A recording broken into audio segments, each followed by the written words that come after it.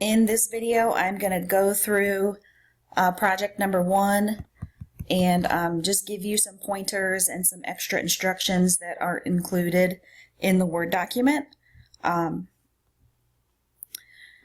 It says we have just built a new home and we plan on building an enclosed rectangular space on the back of the house using 52 sections of fence, and each section is 1 foot in length.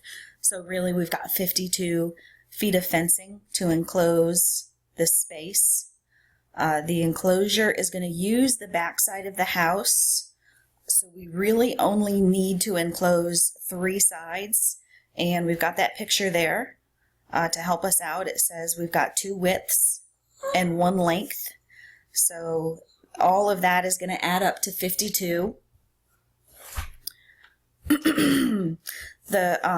It says you decide to build a rectangular enclosure that is no longer than the back side of the house, and don't worry about that. That's not going to come into play here in this problem. That's just extra erroneous information. Question number 1 says list a range for all possible widths your enclosure can be. So if we have a total of 52 for all of this, we want to think about what we could possibly be. And I would start off with the smallest. Would it make sense for W to equal 0? And you want to think about yes or no and why. And then you would want to ask, could W equal 1? So we don't care if that would make a nice yard or not. We just want to know, is that possible? Could W equal 1? Could W equal 2? Could W equal 3? And so on and so on and so on. And remember, we only have 52 feet of fencing to surround all of this. And when all is said and done, we've actually got 2 W's to make and 1 L to make. So you have to make sure that you have, after you do your 2 W's, you have some left to make your L. So all this is asking is, in number 1, just list like from the lowest to the highest of what values it makes sense for W to be. And then in number 2 is just to give the reasons. So why does it make sense to use those numbers? Why wouldn't you want to go lower than your lowest number or higher than your highest number? So in number 1, you're just giving 2 numbers, but in number 2, you're saying why.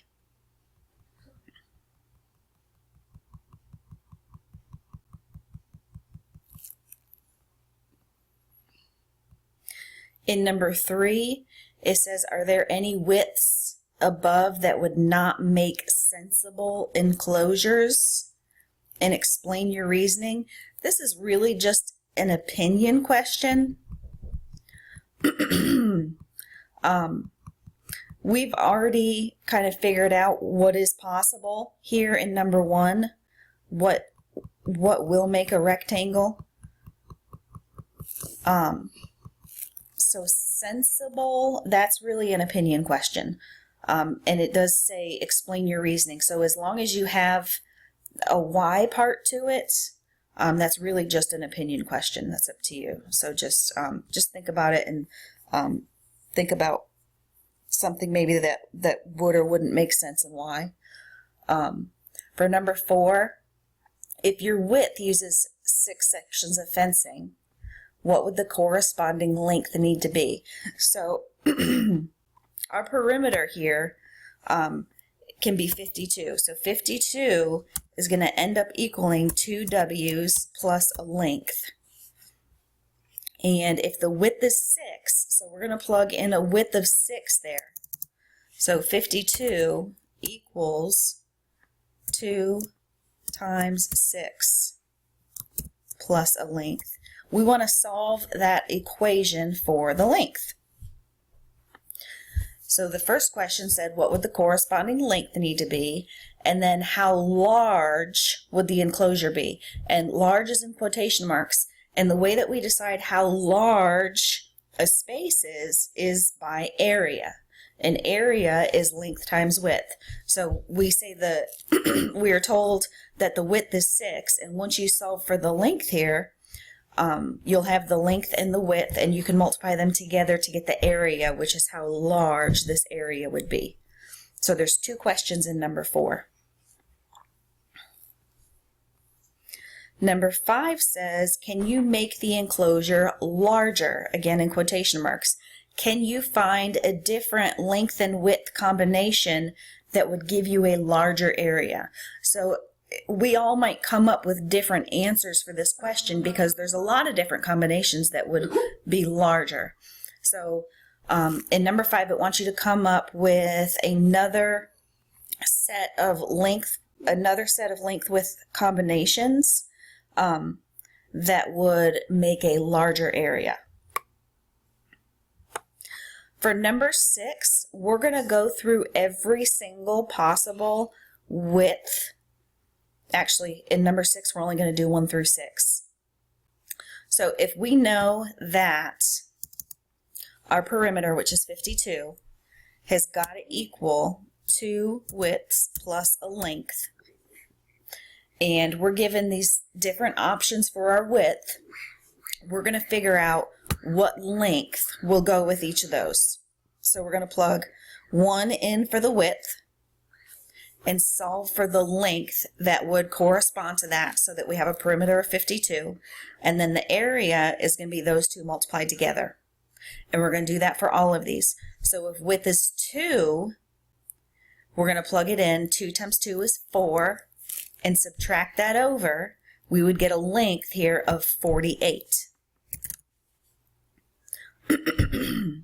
And then the area is length times width, which is 48 times 2, which is 96 square feet. And we want to do that for all of these. In number 7, it says, what observations can be made about the area? Do you see a trend?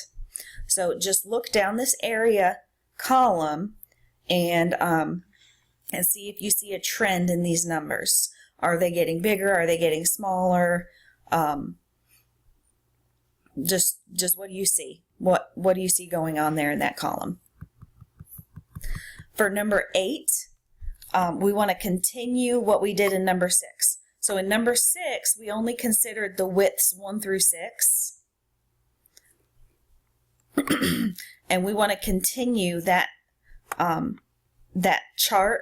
So you're going to start with width of 7 feet here, and then a width of 8 feet, and then a width of 9 feet, and then a width of 10 feet.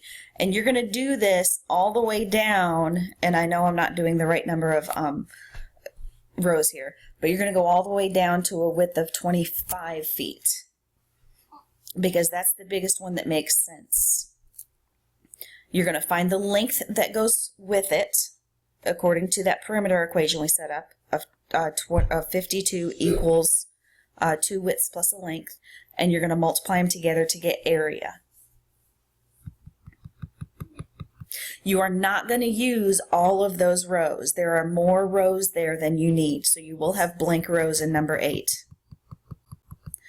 For number 9, it says, looking at that table, is there a largest or maximum enclosed area?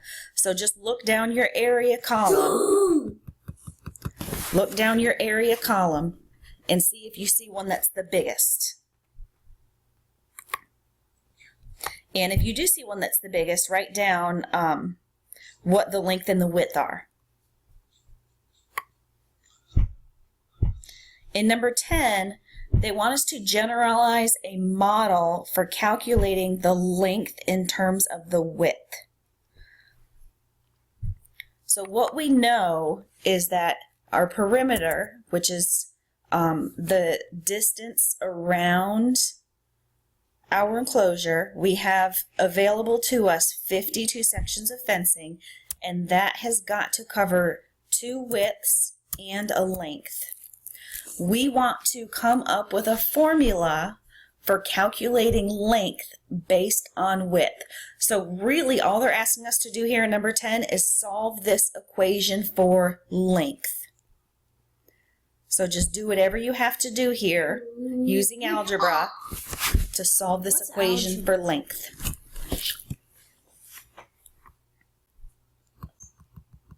In number 11, it says use your equation from number 10 to write an equation for area based on the width. So area is length times width. And in number 10, we will have length equals something in terms of width. So we're going to replace the length variable here with whatever we just said it was equal to up there in number 10. And we'll have an area equation that's all in terms of width. So area will be a function of width, and it will be a quadratic equation.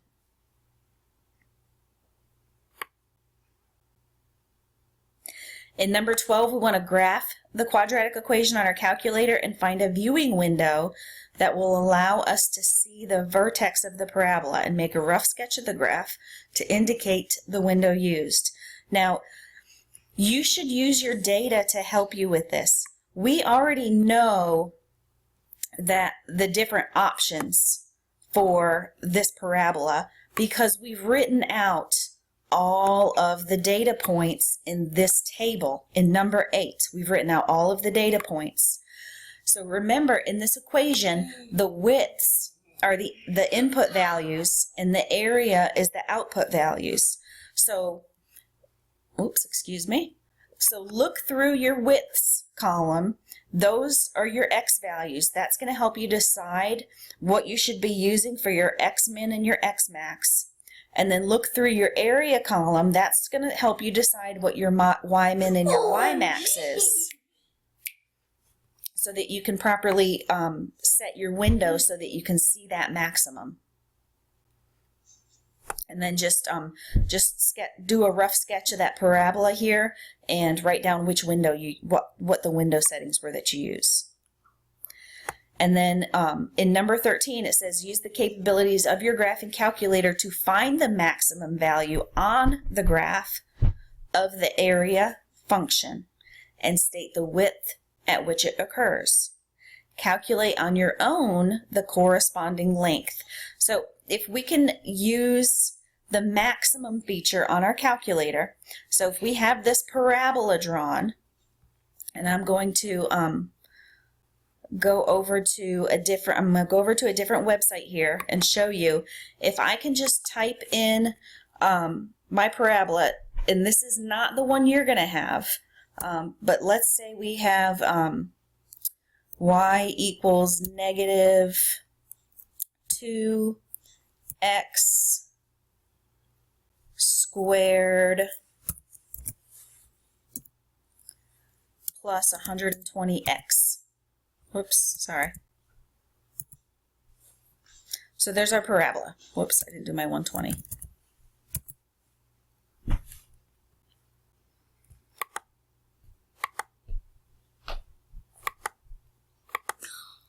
I finished level 7, Caleb.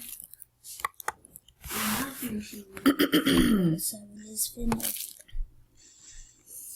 So I'm not real good with this Desmos website, but I can see my parabola here, and the Desmos website especially is good for finding specific points that you want.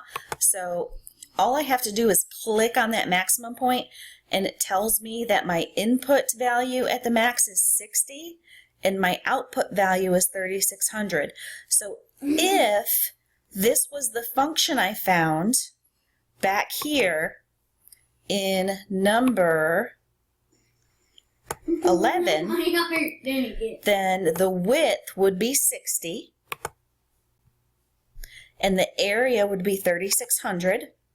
So it says state the width at which it occurs, that would be 60. Calculate on your own the length. So up here in number 10, we have a formula for length. We plug in our width of 60 and it would give us the length. It also says find the maximum value of the graph of the area of the function. So also state the area, and the area was 3600. So that's just finding the max using your calculator. You could also use that site, which was www.desmos.com.